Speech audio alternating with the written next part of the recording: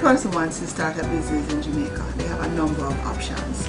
First of all, they can just begin to operate a business in their own name.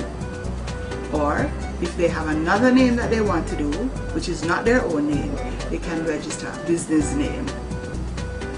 Or they can register a company under the Companies Act of Jamaica. Now there are differences from operating as a company, which could be a limited liability company, or a public company if they get larger and are able to sell, to list on the stock exchange and sell shares to the public, than if they are operating in their own name as a sole trader or as a trader operating under a business name. So there are two kinds of registrations that are available, and a person would have to think about exactly what it is that they want to do. There are many people who start as sole traders, and as their business grow, they come to register their company. So that the most common vehicle would be a sole trader or a limited liability company. Anybody can form a company in Jamaica once you're an adult, and there are forms that have to be filled out and registered. Well, first of all, these forms have to be stamped, and there's a price for each one, for stamping each one of those forms. The total amount in terms of the cost which has to be paid to the government is about $24,000. That covers the stamping cost, it covers the cost of registering the company, and it covers the cost of getting the certificate of incorporation and certified copies of the articles of association. However, if a person is going to be registering as a sole proprietor, registering a business name, that is if they're not operating in their own name. Suppose, for example, I'm Assamba, that's my name. I can operate a business as Assamba. Or if I say the name of my business is ANA without the limited, just ANA, it would be Assamba trading as ANA. Then I would register ANA as a business name. And the cost for doing that is much less. It's about $2,500, which has to be paid to the registrar of companies.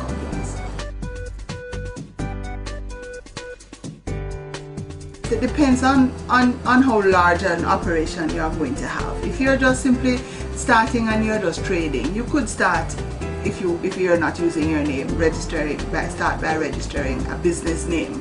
That gives you some amount of legal status. It allows you to get loans if you have a business name. It allows you to open an account in the bank in the name of the business.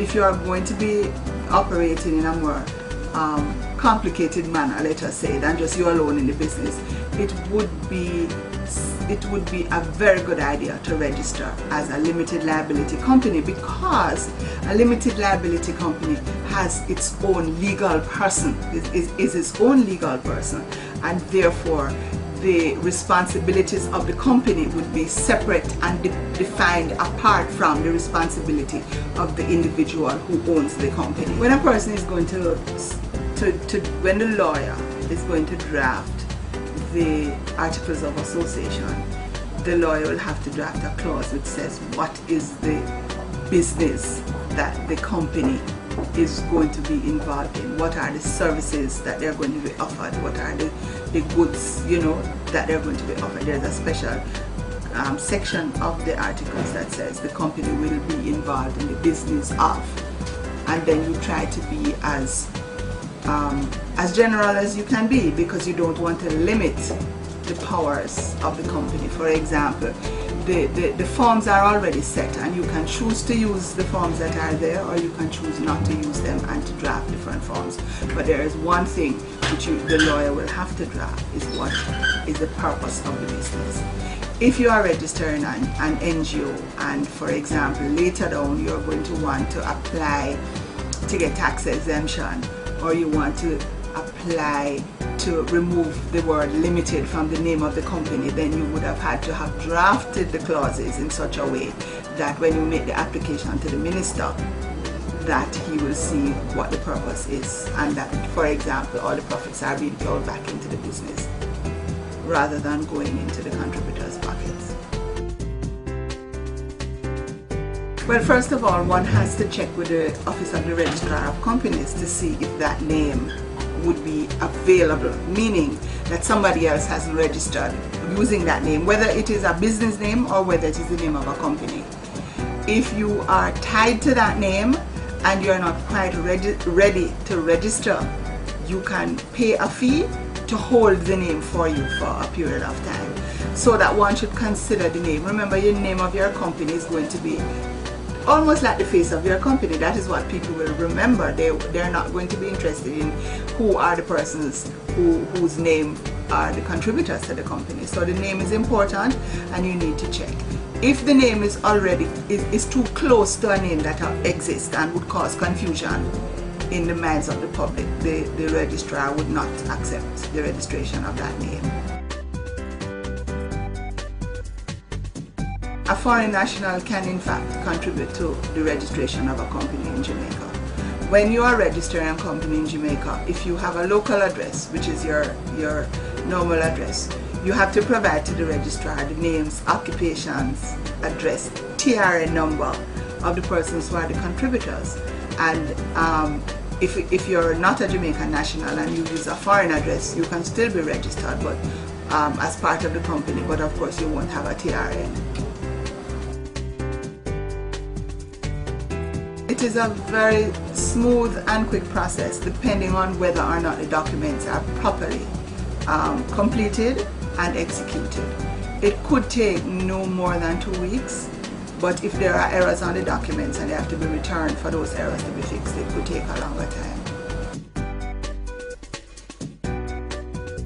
Well, the first thing I would say is speak to a lawyer who would explain in greater detail about what the various options are and what are the pluses and the minuses, because there are.